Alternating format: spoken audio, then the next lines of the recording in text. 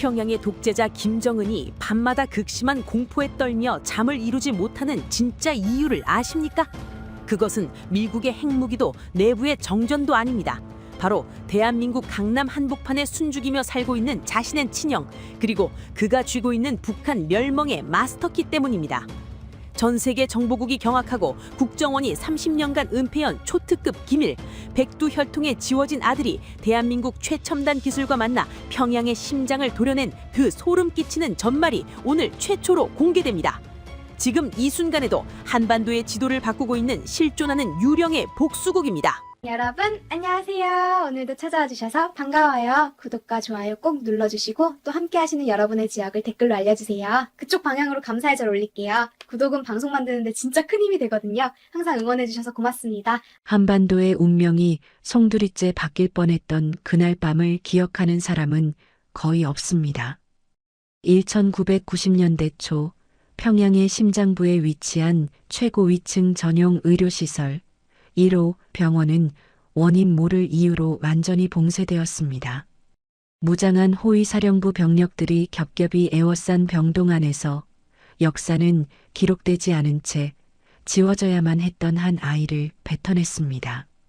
이 아이는 김정일이 가장 아끼던 전설적인 무용수와의 사이에서 태어난 넷째 아들이었습니다. 하지만 이 축복받아야 할 탄생은 곧 재앙이 되었습니다. 김정남, 김정철, 그리고 김정은으로 이어지는 후계 구도의 거대한 장벽 앞에 이 아이의 존재는 체제의 근간을 흔드는 위험천만한 결점이었기 때문입니다. 북한 지도부는 단 한 장의 서류로 아이의 생사를 결정지었습니다. 기록상 사망. 그러나 실제로는 죽음보다 더 가혹한 유폐였습니다. 평양에서 수백 킬로미터 떨어진 자강도의 외딴 수용소 인근 지도에도 없는 비밀 가옥으로 갓난아이는 압송되었습니다. 그리고 그 아이의 요람 곁에는 김정일이 직접 하사했다는 백두혈통의 증표인 황금 권총만이 차갑게 빛나고 있었습니다. 이것은 단순한 비극의 시작이 아니었습니다. 훗날 평양의 심장을 겨누게 될 가장 날카로운 복수의 칼날이 재련되는 순간이었습니다. 안녕하세요. 저는 오늘 여러분께 세상이 단 한 번도 들어본 적 없는 하지만 반드시 알아야만 하는 평양의 가장 깊숙한 비밀을 말씀드리려 합니다. 제 이름은 김영우입니다. 아니, 지금은 서울의 평범한 이웃으로 살아가고 있지만 한때 저는 평양에서 죽은 사람으로 분류되었던 백두혈통에 지워진 아들이었습니다.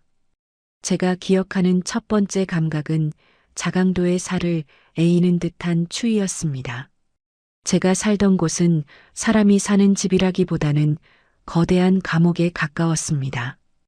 어머니는 늘 제게 말씀하셨죠. 영호야, 너는 세상 밖으로 나가서도 안 되고 내 이름을 누구에게도 말해서는 안 된다. 그것이 우리가 살 수 있는 유일한 길이란다. 하지만 제 요란 머리맡에 놓여있던 그 황금 권총은 어린 마음에도 의문을 품게 했습니다. 왜 우리 집엔 이런 무서운 물건이 있을까? 왜 어머니는 밤마다 저 권총을 보며 소리 없이 우시는 걸까? 10살이 되던 해 평화롭던 저희의 은신처에 검은 그림자가 들이닥쳤습니다. 평양에서 보낸 암살자들이었습니다. 어머니는 본능적으로 직감하셨던 것 같아요. 이제 더 이상 숨을 곳은 없다는 것을요. 그 길로 어머니는 제 손을 잡고 무작정 북쪽 국경을 향해 뛰기 시작했습니다. 영하 20도의 추위 속에서 강물을 건너고 가시던 불을 헤치며 나아가는 동안 제 머릿속에는 오직 하나뿐이었습니다. 살아야 한다. 살아서 이 억울함을 풀어야 한다. 하지만 운명은 가혹했습니다. 중국 국경을 불과 수백 미터 앞두고 뒤쫓아온 보위부의 총성이 고요한 산등성이를 울렸습니다. 제 손을 꼭 잡고 계시던 어머니의 온기가 순식간에 식어가는 것을 느꼈습니다. 쓰러지는 순간에도 어머니는 저를 밀쳐내며 속삭이셨습니다. 가거라, 영호야. 가서 꼭 살아남아라. 어머니의 피로 붉게 물든 하얀 눈밭을 뒤로하고 저는 미친 듯이 달렸습니다. 그날 밤 소년 김영호는 죽었습니다. 그리고 평양을 무너뜨리겠다는 피의 맹세를 가슴에 품은 유령이 태어났습니다. 마카오의 어두운 뒷골목에서 쓰레기통을 뒤지며 목숨을 부지하던 시절에도 제 품 안에는 어머니의 피 묻은 옷자락이 있었습니다. 저는 그 옷자락을 붙잡고 매일 밤 다짐했습니다. 나를 버리고 우리 어머니를 죽인 그 자들에게 반드시 똑같은 고통을 되돌려주겠다고 말입니다. 세월이 흘러 저는 마카오의 지하 세계에서 전설적인 싸움꾼이자 천재적인 해커로 이름을 알리기 시작했습니다. 누구도 제 정체를 알 수 없었기에 사람들은 저를 유령이라 불렀죠. 그러던 어느 날 정체불명의 사내들이 저를 찾아왔습니다. 그들은 제 과거를, 제가 누구의 아들인지를, 그리고 제가 무엇을 원하는지를 정확히 알고 있었습니다. 그들은 자신들이 대한민국 국가정보원 요원이라고 소개했습니다. 그리고 제게 거부할 수 없는 제안을 건넸습니다. 내 어머니를 죽이라고 명령한 배우가 누구인지 알고 싶나? 그 이름은 바로 당시 후계자로 급부상하던 내 동생 김정은이다. 그 이름을 듣는 순간 제 심장은 터질 듯이 요동치기 시작했습니다. 동생이 형을 죽이려 하고 그 어미의 목숨까지 앗아갔다는 사실에 저는 이성을 잃을 뻔했습니다. 국정원 요원은 제 눈을 똑바로 쳐다보며 말했습니다. 우리와 함께하자. 너의 복수를 국가의 임무로 만들어주겠다. 그것이 제가 대한민국과 손을 잡고 블랙고스트 프로젝트의 주인공이 된 이유였습니다. 강원도 모처의 지하기지에서 시작된 5년간의 훈련은 지옥 그 자체였습니다. 살인적인 인간 병기 훈련부터 평양 상류층의 세련된 말투와 예절까지 저는 오로지 복수를 위해 제 자신을 갈아 넣었습니다. 국정원은 제 얼굴의 미세한 부분을 성형하여 김씨 일가의 흔적을 지우면서도 범접할 수 없는 카리스마를 가진 인물로 재탄생시켰습니다. 이제 저는 더 이상 버림받은 아들 김영호가 아니었습니다. 유럽에서 온 거물 투자자 알렉스 킴이 되어 다시 평양으로 돌아갈 준비를 마친 것입니다. 제 몸속에는 최첨단 도청 장치와 유사시 목숨을 끊을 수 있는 독약 캡슐이 삽입되었습니다. 대한민국 정부는 저에게 최종 병기라는 암호명을 부여했고 마침내 평양 침투 승인이 떨어졌습니다. 비행기 트랩을 내려다보며 저는 다짐했습니다. 김정은, 내가 만든 이 가짜 왕국을 내가 직접 무너뜨려 주마.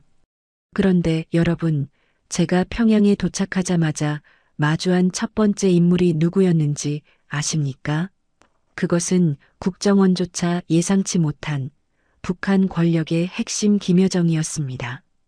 과연 저는 그녀의 의심을 피해 김정은의 멱살을 잡을 수 있을까요? 마카오의 습한 뒷골목에서 국정원 요원을 만났던 그날을 기억합니다. 그가 내민 파일 속에는 제 어머니의 마지막 모습이 담긴 사진이 있었죠. 차가운 눈밭에 쓰러진 어머니, 그리고 그 처형을 승인한 결재 서류 하단에 선명하게 찍힌 이름은 바로 김정은이었습니다.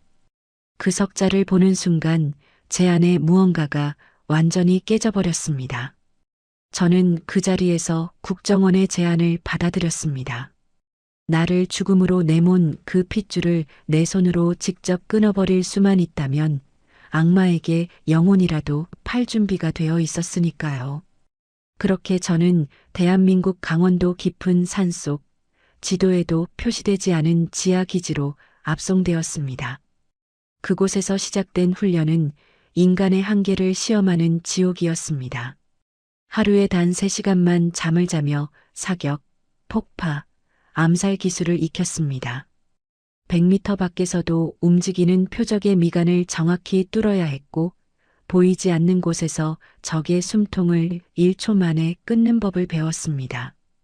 국정원 교관들은 저를 보며 괴물이라 불렀지만 저는 그저 복수에 미친 짐승이 되어갔습니다.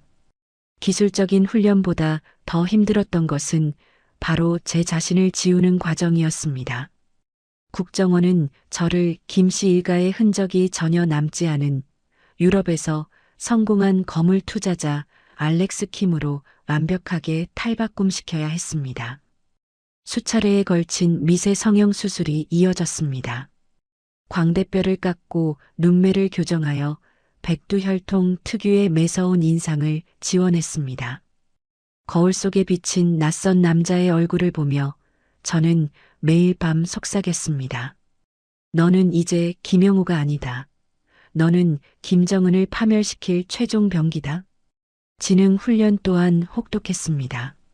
북한 상류층만이 사용하는 은밀한 평양 사투리와 세련된 사교계 예절, 그리고 국제 금융시장의 복잡한 메커니즘을 완벽하게 마스터해야 했습니다. 스위스 은행의 계좌번호 수십 개를 외우고 북한 고위 간부들의 약점과 인맥 지도를 머릿속에 통째로 집어넣었습니다. 저는 단순한 스파이가 아니라 북한의 경제 자체를 뒤흔들 수 있는 거물 돈주로 설계된 것입니다. 제 몸속에는 대한민국 최첨단 기술의 집약체가 이식되었습니다. 어금니 밑에는 위치 추적기와 초소형 도청 장치가, 왼쪽 팔목 피부 아래에는 비상시 시스템을 마비시킬 수 있는 특수 임플란트가 삽입되었습니다.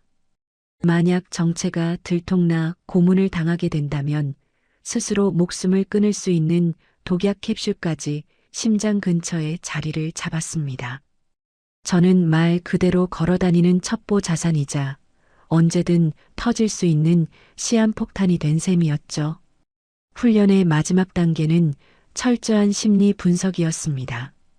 김정은의 성격, 식성, 술버릇, 심지어 그가 가장 두려워하는 것이 무엇인지까지 분석하고 또 분석했습니다.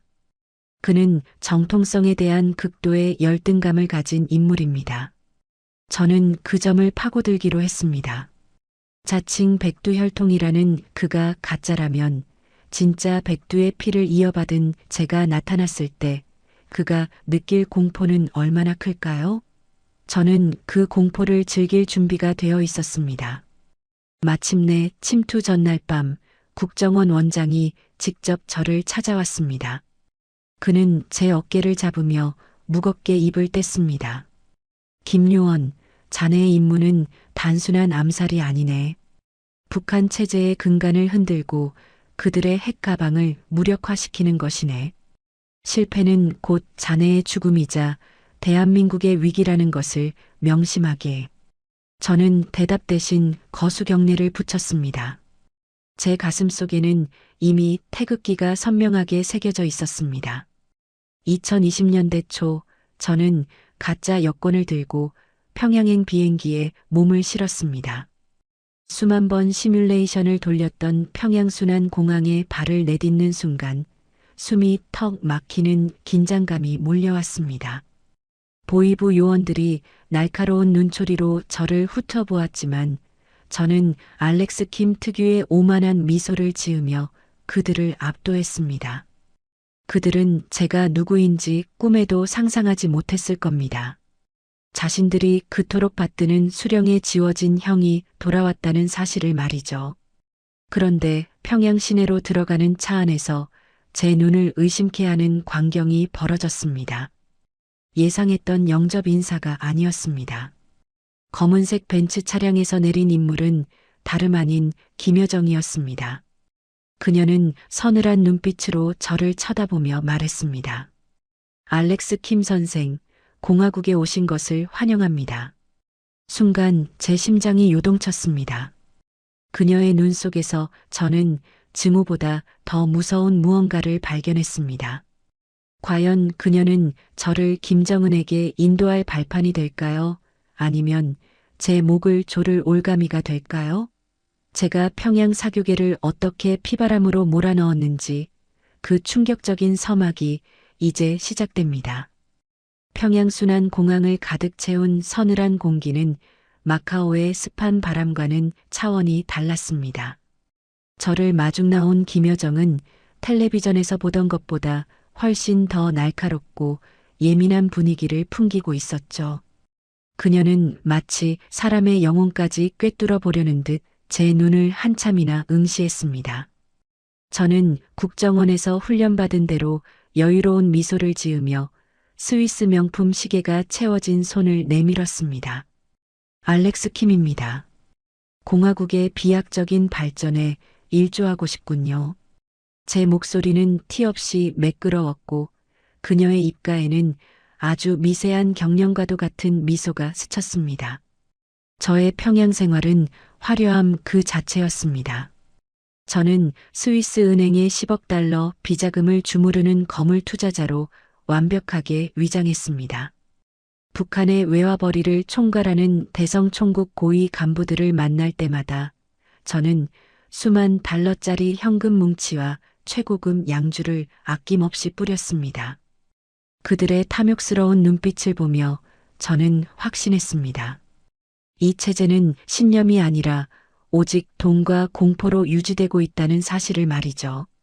간부들은 제 앞에서 연신 허리를 굽히며 아첨을 떨었고 저는 그들의 비굴함을 비웃으며 권력의 핵심으로 한 걸음씩 다가갔습니다. 특히 김여정의 신뢰를 얻는 것이 급선무였습니다. 그녀는 의심이 많기로 소명난 인물이었기에 저는 단순히 돈만 많은 장사꾼처럼 보이지 않으려 애썼습니다. 유럽산 최고급 명품 가방과 북한에서는 구경조차 할 수 없는 희귀한 보석들을 선물하며 그녀의 환심을 샀습니다. 하지만 가장 중요한 것은 심리전이었습니다. 저는 그녀 앞에서 북한의 경제 위기를 신랄하게 비판하면서도 그것을 해결할 수 있는 천재적인 방책을 하나씩 던졌습니다.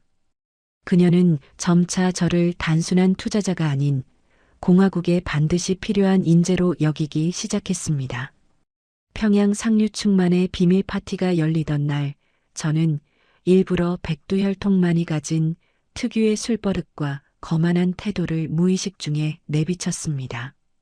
술잔을 쥐는 각도, 상대를 압도하는 특유의 눈짓, 그리고 김씨 일가만이 공유하는 은밀한 유머까지 말입니다. 주변의 간부들은 의아한 표정을 지으면서도 제 카리스마에 압도되어 감히 입을 열지 못했습니다. 김여정 역시 그런 제 모습에서 묘한 동질감을 느꼈는지 그날 이후 저를 대하는 태도가 눈에 띄게 부드러워졌습니다. 물론 위기도 있었습니다. 보이부의 감시는 잠시도 멈추지 않았습니다. 제 거처인 고려호텔 특각에는 수십 개의 도청 장치와 몰래카메라가 설치되어 있었죠. 저는 국정원이 제공한 첨단 전파 교란 장치를 이용해 매일 밤 교신을 이어갔습니다. 심장이 터질 것 같은 긴장감 속에서도 저는 태연하게 클래식 음악을 틀어놓고 와인을 마셨습니다. 밖에서 감시하는 요원들에게는 그저 돈 많은 부자의 여유로운 밤으로 보였겠지만 제 손끝에서는 북한 지도부의 기밀 정보들이 남한으로 실시간 전송되고 있었습니다. 평양 사교계에서 알렉스 킴이라는 이름은 순식간에 전설이 되었습니다. 고위층 여인들은 저와 한 번이라도 대화하기 위해 줄을 섰고 간부들은 제 투자 한마디에 목숨을 걸었습니다. 저는 그들의 욕망을 이용해 북한 내부의 권력 지도를 완벽하게 파악했습니다. 누가 김정은에게 충성하는지, 누가 뒤에서 배신을 꿈꾸는지 그들의 추악한 민낯이 제 손안에 들어왔습니다. 저는 그 정보를 바탕으로 김여정에게 김정은과의 독대를 강력하게 요구했습니다. 지도자 동지께 직접 보고드려야 할 국가적인 중대사가 있습니다. 제 제안에 김여정은 처음에는 망설였습니다. 하지만 제가 내민 스위스 비자금 계좌의 액수를 확인하는 순간 그녀의 눈동자가 흔들리는 것을 보았습니다. 돈 앞에 장사 없다는 말은 평양에서도 예외는 아니었습니다. 그녀는 결국 제 뜻대로 김정은과의 만남을 주선하기로 약속했습니다. 작전의 1단계가 성공하는 순간이었습니다. 하지만 보위부장 조경철의 눈빛만은 예사롭지 않았습니다. 그는 연회장 구석에서 항상 제 일거수일투족을 관찰하며 살기를 뿜어냈습니다. 짐승 같은 직감으로 저에게서 무언가 이질적인 냄새를 맡은 것이 분명했습니다. 저는 그와 눈이 마주칠 때마다 더욱 당당하게 웃어 보였지만 등 뒤로는 서늘한 식은 땀이 흘렀습니다. 이제 곧 평양의 주인과 마주하게 될 운명의 시간이 다가오고 있었으니까요. 마침내 김여정을 통해 정갈이 도착했습니다. 원수님께서 선생을 보고 싶어 하십니다. 지금 바로 이동하시지요. 그 말을 듣는 순간 제 가슴속 깊은 곳에 숨겨두었던 황금 권총의 서늘한 감촉이 되살아나는 듯 했습니다. 드디어 어머니의 원수 그리고 제 인생을 송두리째 앗아간 그 남자를 만나게 된 것입니다. 평양의 어둠을 뚫고 달려가는 차 안에서 저는 마지막으로 결의를 다졌습니다. 과연 김정은은 제 얼굴을 보는 순간 무엇을 느끼게 될까요? 혈육의 끌림일까요? 아니면 죽음의 예감일까요? 상상도 못한 전개가 기다리는 김정은과의 은밀한 술자리, 그 충격적인 현장은 이제 곧 공개됩니다. 평양 외곽의 울창한 숲속, 일반인은 지도에서조차 찾을 수 없는 초호화 비밀 연회장의 문이 열렸습니다. 그곳은 화려하다 못해 기괴할 정도로 사치스러운 공간이었죠. 육중한 문이 닫히고 제 앞에 나타난 남자는 바로 김정은이었습니다. 텔레비전 화면보다 훨씬 더 비대하고 지친 기색이 역력한 모습이었지만 그 눈빛만큼은 맹수처럼 번뜩이고 있었습니다. 김정은은 제가 들어서자마자 자리에서 일어나 저를 뚫어지게 쳐다봤습니다. 생전 처음 보는 남자에게서 느껴지는 묘한 친밀감, 그리고 설명할 수 없는 위압감에 당황한 기색이 역력했죠. 우리는 말없이 마주 앉았습니다. 공기는 얼음처럼 차가웠고 주변에는 오직 서너 명의 최측근 경호원만이 살기를 뿜으며 서 있었습니다. 저는 국정원에서 수천 번 연습한 대로 김정은의 눈을 피하지 않고 정면으로 응시했습니다. 그리고 그가 좋아하는 보드카를 잔 가득 따르며 먼저 입을 뗐습니다. 지도자 동지, 이 잔은 공화국의 미래와 동지의 고독을 위해 올리는 잔입니다. 고독이라는 단어를 듣는 순간 김정은의 눈썹이 움찔거렸습니다. 누구도 자신에게 감히 내뱉지 못했던 금기어를 제가 던진 것이었으니까요. 술잔이 오가면서 김정은의 경계심은 조금씩 무너지기 시작했습니다. 그는 독한 보드카를 연거푸 들이켜더니 갑자기 껄껄 웃으며 제 어깨를 쳤습니다. 알렉스 선생은 나를 잘 아는 것 같구만. 그래, 이 나라에서 내 마음을 아는 놈이 누가 있겠소? 다들 내 앞에서는 머리를 조아리지만 뒤돌아서면 무슨 생각을 하는지 알 수가 없단 말이오. 술 기운이 오르자 그는 자신의 건강 이상설과 후계 문제에 대한 극도의 불안감을 토로하기 시작했습니다. 그가 내뱉는 한마디 한마디는 국정원이 그토록 갈구하던 최상급 정보들이었습니다. 밤이 깊어갈수록 김정은은 이성을 잃어갔습니다. 그는 갑자기 눈시울을 붉히며 제 손을 꽉 잡았습니다. 선생은 참 따뜻한 사람이구만. 마치 오래전 헤어진 형제 같소.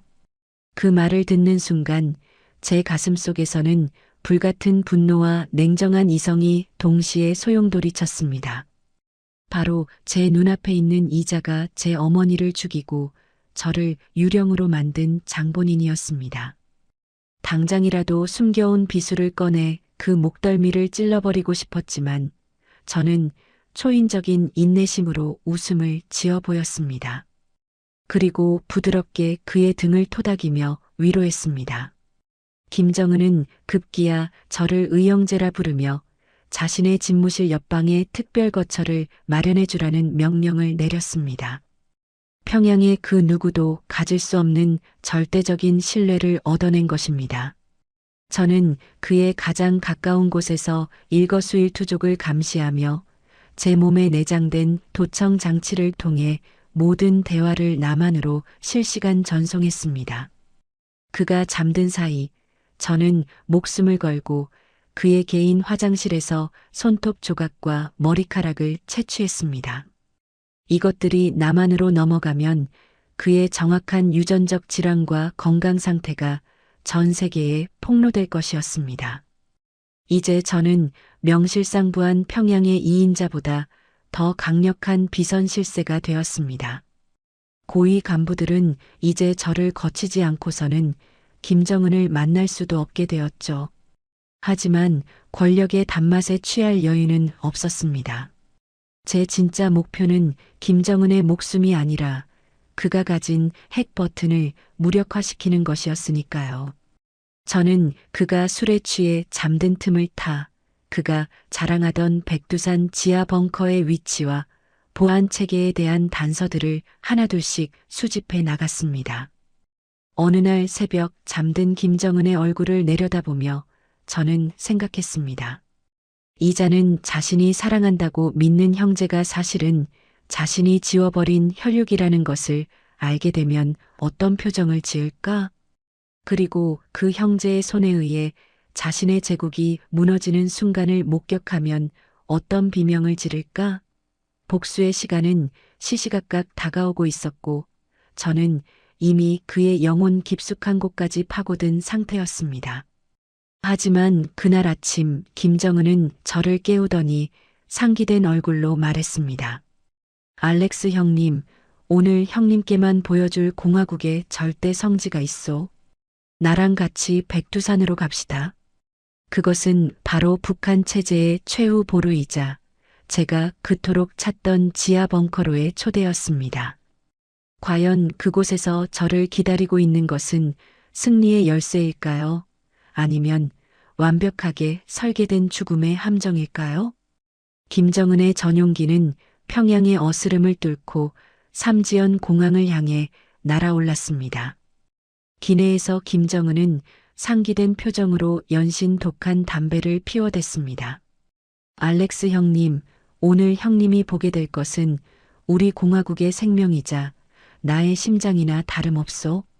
미제놈들이 수천 발의 폭탄을 퍼부어도 끄떡없는 곳이지. 그의 목소리에는 광기 어린 자부심이 서려 있었습니다. 저는 그저 묵묵히 고개를 끄덕이며 제 왼쪽 팔목 아래 이식된 특수 임플란트의 작동 여부를 확인했습니다. 이제 곧 인류의 운명을 결정지을 거대한 무덤 속으로 들어갈 시간이었죠. 백두산 중턱, 겉으로 보기엔 평범한 암벽처럼 보이던 거대한 화강암 덩어리가 기계음을 내며 갈라졌습니다. 그 안으로 이어진 끝없는 터널을 지나자 현대 과학의 정수가 집약된 최첨단 지하 벙커가 모습을 드러냈습니다. 이곳은 전 세계 어떤 해커도 접근할 수 없는 철저한 폐쇄망으로 운영되고 있었습니다.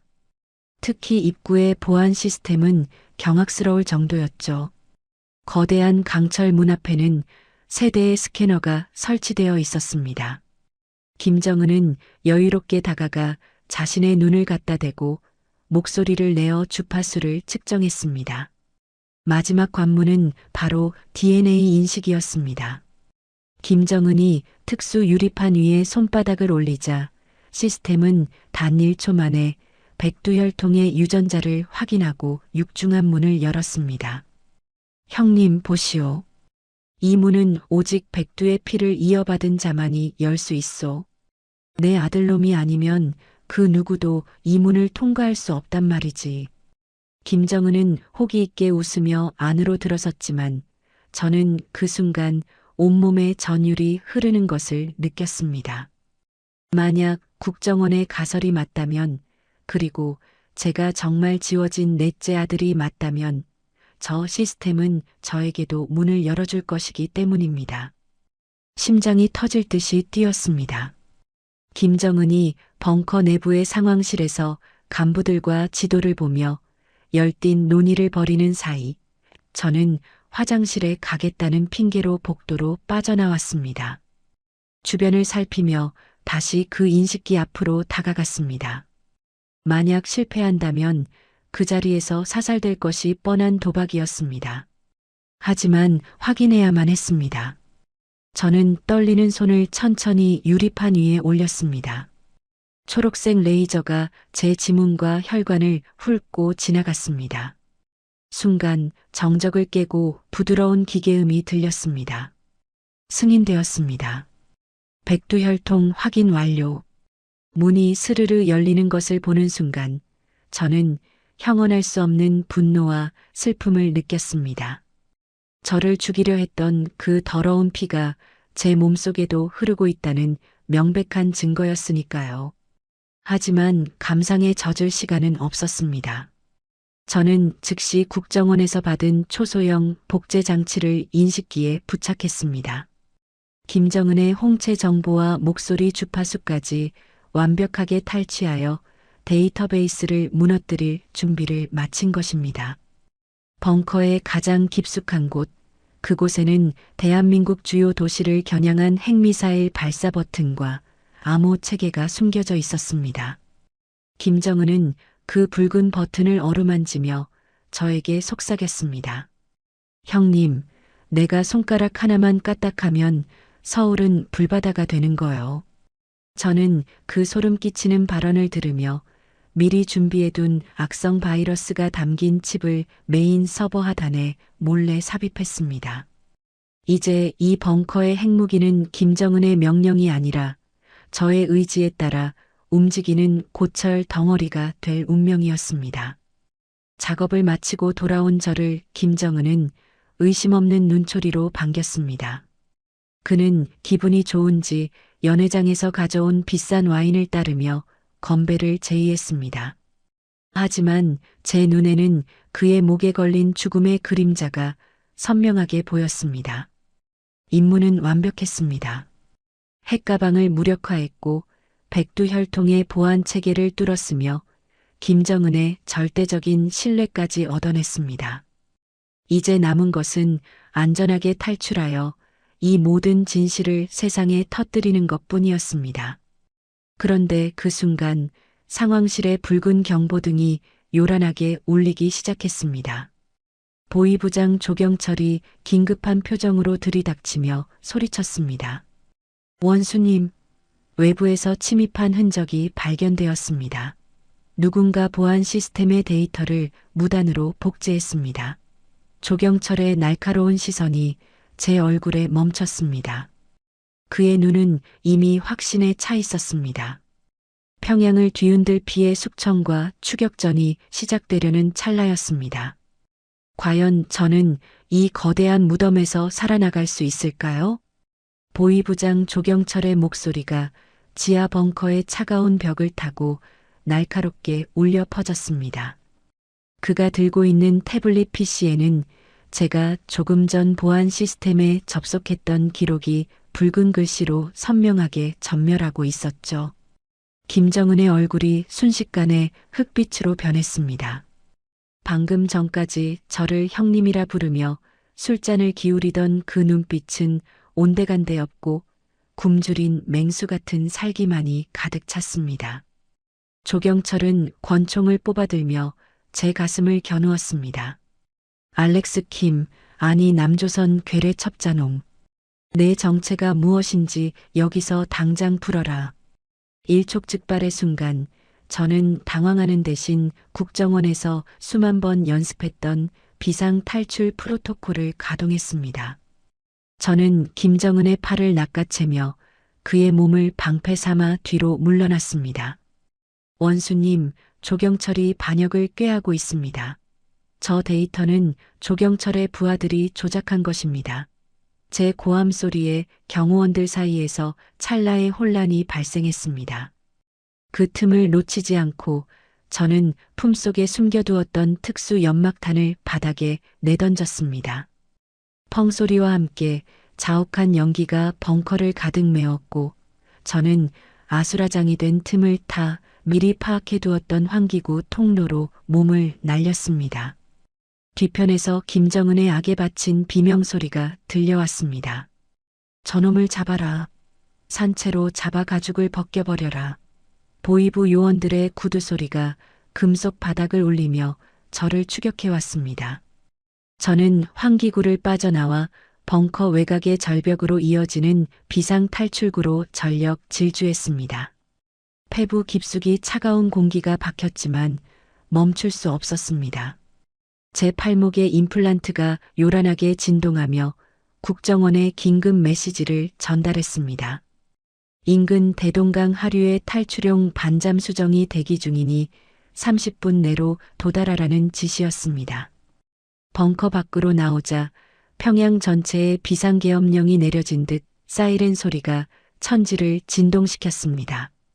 머리 위로는 보이부의 공격 헬기가 서치라이트를 비추며 산등성이를 후쳤고 수천 명의 군인이 개미떼처럼 산을 오르고 있었습니다. 저는 미리 매설해 두었던 국정원의 비밀 보급 상자에서 소음기가 장착된 특수 권총과 야간 투시경을 꺼내 들었습니다. 추격해오는 보이부 요원 3명의 가슴에 정확히 탄환을 박아 넣으며 저는 어둠 속으로 몸을 숨겼습니다. 이것은 더 이상 첩보전이 아니라 처절한 생존 전쟁이었습니다. 대동강 지류에 도달했을 때 제 앞을 가로막은 것은 조경철이 직접 이끄는 보이부 정예 타격대였습니다.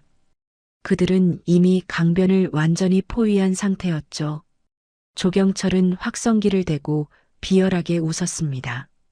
김영호, 내 어미가 죽을 때처럼 너도 여기서 개처럼 죽게 될 것이다. 제 본명을 부르는 그의 목소리에 저는 정신이 번쩍 들었습니다. 이미 제 정체는 완전히 탄로난 것이었습니다. 저는 마지막 수단으로 품 안에 있던 무선 기폭 장치를 눌렀습니다. 벙커 내부에 설치했던 악성 바이러스가 활성화되면서 벙커의 전력 시스템이 폭발과 함께 마비되었습니다. 거대한 폭음과 함께 백두산 자락이 진동하자 보이부 요원들이 당황하며 자세를 흐트러뜨렸습니다. 저는 그 혼란을 틈타 강물로 뛰어들었습니다. 얼음장 같은 강물이 온몸을 조여왔지만 저는 죽기 살기로 물살을 가르며 나아갔습니다. 뒤에서 수백 발의 총탄이 수면을 때렸고 제 어깨 근처를 스치는 탄환의 열기가 느껴졌습니다. 하지만 저는 멈추지 않았습니다. 저 멀리 수면 위로 검은 그림자를 드러낸 국정원의 반잠 수정이 보였습니다. 가까스로 잠수정에 몸을 실었을 때 저는 정신을 잃기 직전 마지막으로 평양 하늘을 바라보았습니다. 불바다가 된 벙커와 절규하는 김정은의 그림자가 눈에 선했습니다. 작전은 성공적이었습니다. 핵무력은 마비되었고 김정은의 통치 권위는 바닥으로 추락했습니다. 하지만 제 복수는 여기서 끝이 아니었습니다. 제가 남긴 마지막 선물이 김정은의 집무실 책상 위에 놓여 있었기 때문입니다. 그것은 제가 누구인지 그리고 그가 저지른 죄악이 무엇인지를 전 세계에 폭로할 결정적인 증거였습니다.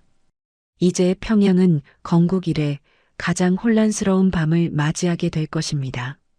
과연 김정은은 다음 날 아침 자신의 제국이 무너져가는 것을 보며 어떤 선택을 하게 될까요? 그리고 사지를 탈출한 저를 기다리는 다음 임무는 무엇일까요? 반잠 수정을 타고 탈출하던 저는 돌연 기술을 돌렸습니다. 국정원 본부의 철수 명령이 귓전을 때렸지만 이대로 떠날 수는 없었습니다. 김정은의 눈을 똑바로 보고 제 손으로 직접 진실의 비수를 꽂아야만 이 긴 전쟁이 끝날 것 같았으니까요.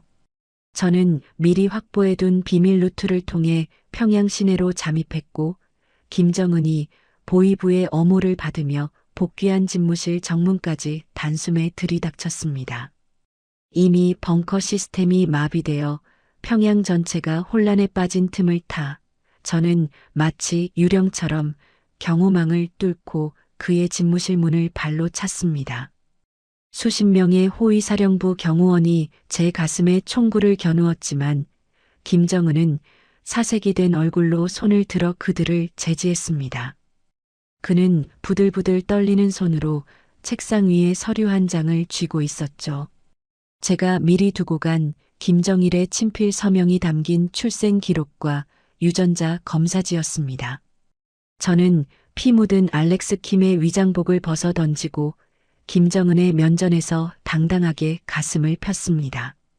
내가 죽인 내 어머니의 복수를 하러 왔다. 내가 바로 내가 지워버린 내 형이다. 제 외침에 집무실 안은 무거운 정적에 휩싸였습니다. 김정은은 충격에 휩싸여 경련을 일으키기 시작했습니다. 그의 눈동자는 공포와 불신으로 격렬하게 흔들렸죠. 주변의 고위 간부들은 백두혈통의 정통성이 뿌리째 흔들리는 소리에 얼굴이 하얗게 질려 서로의 눈치만 살폈습니다. 저는 그들의 비겁한 눈빛을 하나하나 쏘아보며 김정은을 향해 일갈했습니다. 너는 인민들을 굶주리게 하고 내 핏줄까지 죽이며 가짜 왕국을 세웠지만 결국 내가 가진 것은 종이 한 장보다 가벼운 권력일 뿐이다. 김정은은 분노로 소리치려 했지만 이미 목소리는 갈라져 나오지 않았습니다. 집무실 밖에서는 저를 지지하는 일부 반군 세력과 보위부 요원들 사이에 교전 소리가 들려왔습니다. 제가 평양 사교계에서 포섭했던 돈주들과 일부 장성들이 드디어 움직이기 시작한 것이었죠. 김정은은 책상을 내리치며 비명을 질렀습니다. 죽여라. 당장 이놈을 찢어 죽여라. 하지만 경호원들은 주춤거렸습니다. 제 얼굴에서 보이는 김정일의 흔적과 완벽하게 일치하는 유전자 검사 결과 앞에 그들의 맹목적인 충성심도 균열이 가고 있었던 것입니다. 저는 여유롭게 웃으며 제 팔목에 장치를 눌렀습니다. 그러자 집무실 대형 화면에 제가 백두산 벙커에서 무력화시킨 핵미사일 발사 시스템의 오류 메시지가 거대하게 떠올랐습니다. 김정은, 내가 자랑하던 그 장난감들은 이제 고철 덩어리에 불과하다.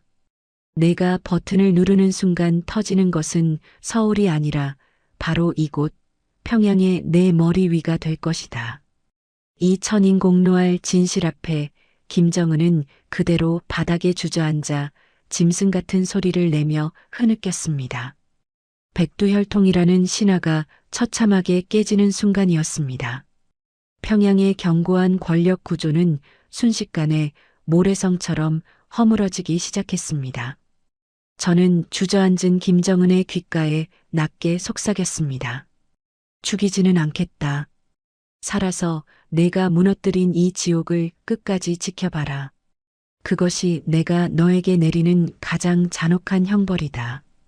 저는 미리 준비해둔 연막탄을 터뜨렸고 집무실을 가득 메운 자욱한 연기 속으로 몸을 숨겼습니다. 경호원들이 눈을 비비며 총을 난사했지만 저는 이미 창문을 깨고 평양의 어둠 속으로 사라진 뒤였습니다. 뒤편에서 들려오는 김정은의 광기 어린 비명소리가 멀어질수록 제 가슴 속에 맺혔던 어머니의 한이 조금씩 씻겨 내려가는 것을 느꼈습니다. 평양은 건국 이래 가장 긴 밤을 맞이하고 있었습니다. 불타는 만수대 의사당의 불빛이 대동강 물결 위에 어지럽게 흩어지고 있었죠. 저는 약속된 탈출 지점으로 달리며 마지막으로 평양 시내를 돌아보았습니다. 내일 아침이면 북한의 전 인민이 알게 될 것입니다. 자신들을 통치하던 수령이 얼마나 나약하고 추악한 존재였는지 말입니다. 그리고 대한민국이 보낸 유령이 평양의 심장을 어떻게 도려냈는지도요. 이제 마지막 챕터만이 남았습니다. 과연 저는 무사히 남한으로 돌아가 평범한 인간으로서의 삶을 되찾을 수 있을까요? 다음 날 아침 평양중앙방송의 조선춘 아나운서는 평소보다 훨씬 더 격앙된 목소리로 특별 보도를 내보냈습니다. 어제 평양에 침입한 알렉스 킴은 남조선 괴뢰들이 보낸 극악무도한 테러 분자이며 공화국의 존엄을 모독한 대가를 치르게 될 것이라는 내용이었죠. 하지만 방송의 요란한 비난과는 대조적으로 평양의 민심은 무겁게 가라앉았습니다. 고위층 간부들 사이에서는 이미 입에서 입으로 천인공노할 진실이 퍼져나가고 있었습니다. 원수님과 똑같이 생긴 진짜 백두혈통이 나타나 핵가방을 무력화시켰다는 소문은 보위부의 총칼로도 막을 수 없는 들불이 되었습니다. 김정은은 그날 이후 극심한 불면증과 편집증에 시달리기 시작했습니다. 자신의 집무실 옆방에서 형제라 부르며 술을 따랐던 그 남자가 실은 자신을 파멸시키러 온 복수기였다는 사실은 그에게 지울 수 없는 공포를 심어주었습니다. 그는 외부 활동을 완전히 중단했고 음식에 독이 들었을까봐 의심하며 강박적인 발작을 일으키기 시작했습니다. 대한민국 국정원이 보낸 단 한 명의 요원이 북한이라는 거대한 독재 체제의 심장에 치명적인 독을 주입한 셈입니다. 그 무렵 저는 국정원의 치밀한 엄호 아래 서해 공해상을 거쳐 극비리의 대한민국으로 복귀했습니다. 인천항의 짠내 섞인 바람이 제 코끝을 스칠 때 저는 비로소 제가 살아서 돌아왔음을 실감했습니다. 국정원 원장은 저를 맞이하며 아무 말 없이 제 어깨를 두드렸습니다. 그것은 국가를 위해 영혼까지 불살랐던 한 요원에게 보낼 수 있는 가장 고귀한 경이었습니다. 저는 그 길로 어머니의 유골함이 모셔진 경기도의 한 사찰로 향했습니다. 어머니, 이제 평양의 그자는 매일 밤 공포 속에서 살게 될 겁니다. 제가 약속을 지켰습니다. 유골함 앞에 내려놓은 태극기는 어머니의 피눈물을 닦아주듯 조용히 펄럭였습니다. 이후 저는 다시 한번 수술대에 올랐습니다. 이번에는 김씨 일가의 흔적을 지우는 것이 아니라 세상 어디에나 있을 법한 가장 평범한 한국 남자의 얼굴을 갖기 위해서였습니다. 제 이름은 다시 김영우로 돌아왔고 국정원은 제 모든 과거 기록을 말소하여 저를 강남의 한 아파트에서 살아가는 평범한 이웃으로 만들어 주었습니다. 이제 제 손에는 권총 대신 장바구니가 들려 있고 피 묻은 위장복 대신 편안한 캐주얼 옷을 입고 거리를 걷습니다. 동네 국밥집에서 텔레비전 뉴스를 보면 여전히 북한의 도발 소식과 김정은의 일거수일투족이 보도됩니다. 사람들은 욕을 하거나 혀를 차며 지나가지만 저는 그 뉴스를 보며 빙긋 웃음을 짓습니다. 김정은의 초췌해진 얼굴을 보면 그가 아직도 제가 남긴 트라우마에서 벗어나지 못했음을 알 수 있거든요. 그는 아마 평생토록 자신의 그림자조차 의심하며 살아가게 될 것입니다. 어느 비 오는 오후 단골 국밥집 구석자리에 앉아 국밥을 한술 뜨고 있을 때였습니다. 옆자리에 앉은 중년의 남자가 신문을 보며 낮게 속삭였습니다. 수고하셨습니다. 김요원. 저는 고개를 들지 않았습니다. 그저 묵묵히 밥을 씹으며 대답했습니다. 저는 이제 요원이 아닙니다. 그저 대한민국 국민일 뿐입니다. 남자는 작게 웃으며 자리를 떠났고 저는 그가 남기고 간 신문 귀퉁이에 작게 그려진 태극기를 보았습니다. 대한민국의 평범한 일상은 누군가에게는 당연한 것이지만 저와 같은 이름 없는 요원들에게는 목숨과 맞바꾼 기적입니다. 지금 이 순간에도 보이지 않는 곳에서 국가의 안보를 위해 사투를 벌이는 수많은 블랙 요원들이 있습니다. 그들이 있기에 우리는 오늘 밤도 발을 뻗고 잠들 수 있는 것이죠. 저는 매일 아침 창밖으로 보이는 평화로운 서울의 풍경을 보며 감사의 눈물을 흘립니다. 자유와 번영, 그리고 인간답게 살 수 있는 권리. 이것이야말로 평양이 결코 가질 수 없는 대한민국의 진짜 힘입니다. 평양의 김정은 집무실 책상 밑에는 아직도 제가 몰래 붙여두고 온 대한민국 국정원 문양의 작은 스티커가 붙어 있을 겁니다. 그는 그것을 발견할 때마다 자신이 얼마나 나약한 존재인지를 절감하겠죠. 백두혈통의 신화는 깨졌고 복수는 완성되었습니다. 저는 이제 김영호라는 이름으로 제가 그토록 지키고 싶어 했던 이 땅의 자유로운 시민으로 살아갈 것입니다. 이 이야기는 조국을 위해 청춘과 이름을 바친 모든 이름 없는 영웅들에게 바칩니다. 오디오본 영상은 가상 재구성을 포함한 팩션 오디오북입니다. 사실과 다를 수 있으며 안보 경각심을 위한 창작물임을 밝힙니다. 함께 해주셔서 고마워요. 다음에도 또 만나요.